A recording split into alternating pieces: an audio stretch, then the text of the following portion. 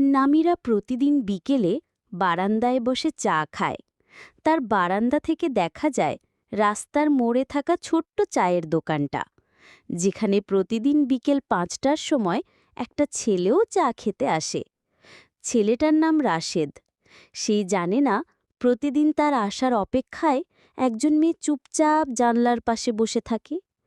একদিন হঠাৎ বৃষ্টি নামে, সবাই দৌড়ে আশ্রয় নেয়, কিন্তু রাশেদ ছাতা ছাড়াই দাঁড়িয়ে থাকে দোকানের পাশে, ভিজে চা খায়। সেই দৃশ্য দেখে নামিরার মন কেমন করে উঠল। পরদিন বিকেলে নামিরা সাহস করে নিচে নেমে গেল, হাতে দুটো কাগজের কাপ, একটাতে চা, একটাতে সাহস। গিয়ে বলল, আজ তোমার সাথে চা খেতে ইচ্ছা করল।